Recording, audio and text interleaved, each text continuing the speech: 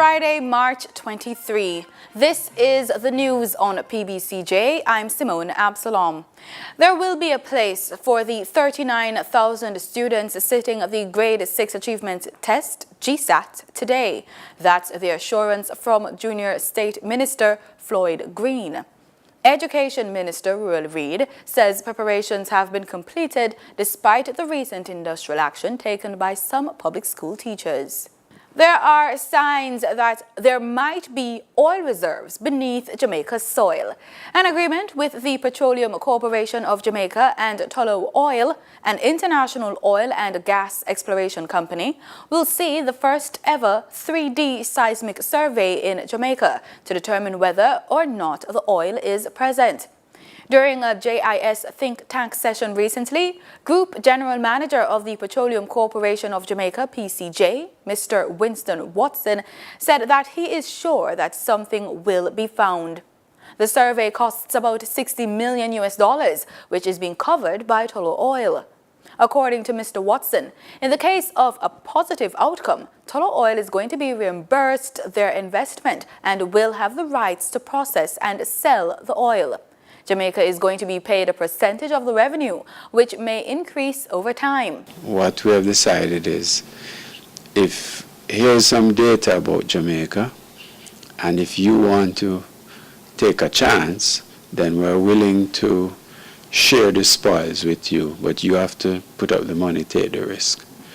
And then in the production sharing agreement, and these are models we have looked at with different countries all over the world, what's the best type of, because we're not the first one to do this, right?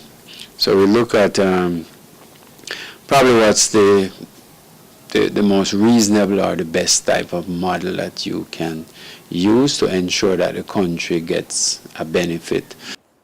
The survey itself is going to take about 60 days, after which the processing of the collected data is going to take another 9 to 12 months.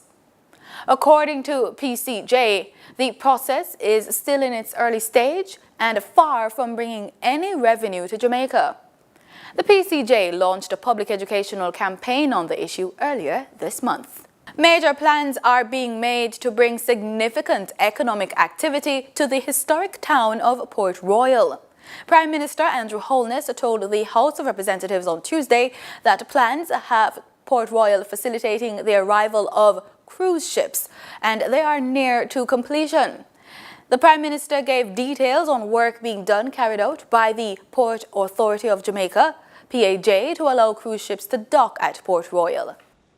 Earlier this year, Cabinet approved the development of a cruise shipping terminal at Port Royal, creating a platform for the restoration of cruise shipping in the Port of Kingston.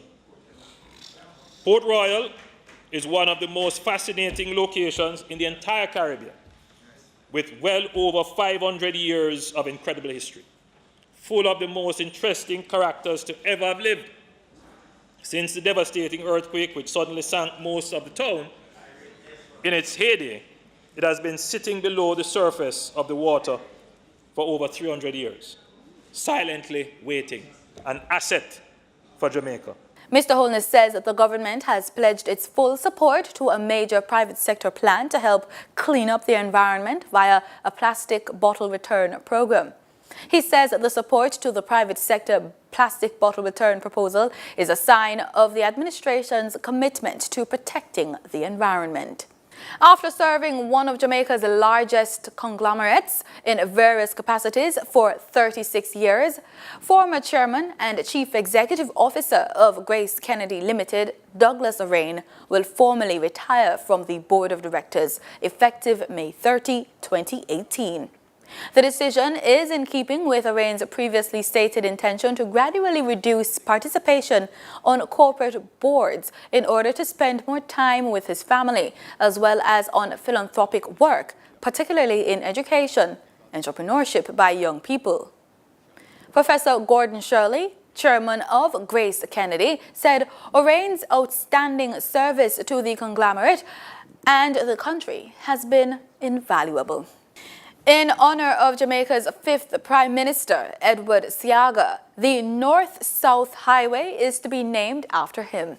The announcement came from Prime Minister Andrew Holness on Thursday at the rededication ceremony of the Bustamante Museum in Kingston. Though approval had been given on Monday by the Cabinet, the Prime Minister gave no indication as to when the official renaming will take place. Siaga joins a list of Prime Ministers to have highways named after them, the most recent being P.J. Patterson. The North-South Highway was officially opened in 2016. In regional news, the United States has announced it will provide $2.5 million in aid to Venezuelans who have fled the economic crisis in their homeland for neighboring Colombia. Venezuela is experiencing a severe shortage of medicines and basic goods. The U.S. said the money would provide fleeing Venezuelans and the Colombian communities hosting them with emergency food and health assistance. The Colombian officials estimate that about 600,000 Venezuelans have crossed the border in recent years. Gaston Brown was on Thursday sworn in as Prime Minister of Antigua and Barbuda for the second time, following his landslide victory in the country's general election this week. According to preliminary results, Brown's Antigua and Barbuda Labour Party, ABLP, defeated the main opposition United Progressive Party, UPP, 15-1, while the Bermuda People's Movement, BPM, secured one seat. After a brief ceremony at Government House, Brown told reporters that the ABLP had a very good campaign in the run-up to the polls. He also urged the UPP to assume a greater level of responsibility in Parliament.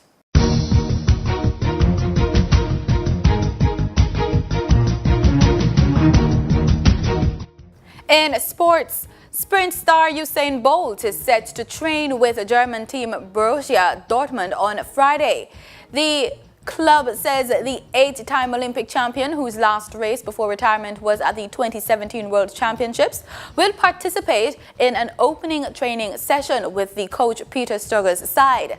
Bolt posted a picture of himself in a Dortmund shirt on Twitter saying, "BVB, get ready for Friday." Dortmund, which shares a sponsor with Bolt in sportswear giant Puma, had long said that the 31-year-old could train with the team at some stage. Dortmund's next game after the international break is in Bayern Munich on March 31. Bayern can secure the league title then if other results go its way. And that's the news. Do stay with us. The weather report is next.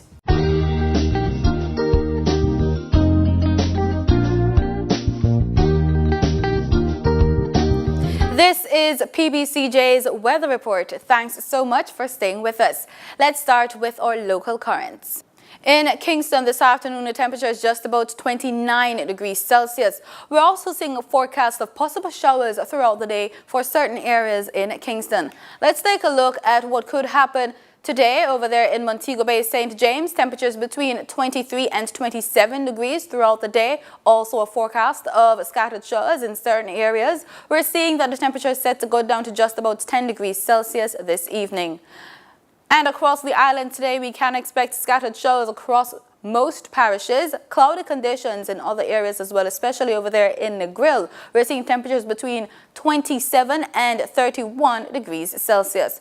Let's take a look at our forecast for the weekend. We're looking at temperatures between 26 and 30 degrees Celsius across the island. We're also seeing possibility of showers in the eastern end of the island. We're seeing we could have some rainfall in the northern northwest end of the island. We're seeing possible showers over there in St. James. We're also looking at sunny skies over there in Negril.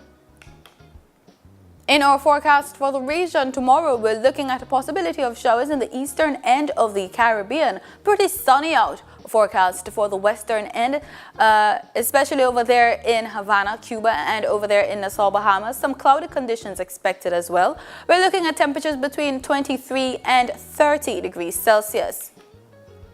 And further afield, we're looking at the United States. We're seeing snowfall forecast for tomorrow over there in New York. Cloudy conditions for Atlanta. Sunny skies, though, for Miami with a high 24 degrees Celsius. We're looking at a low -1 degree Celsius for a minimum temperature when we're looking at New York with a high 8 degrees Celsius for that state.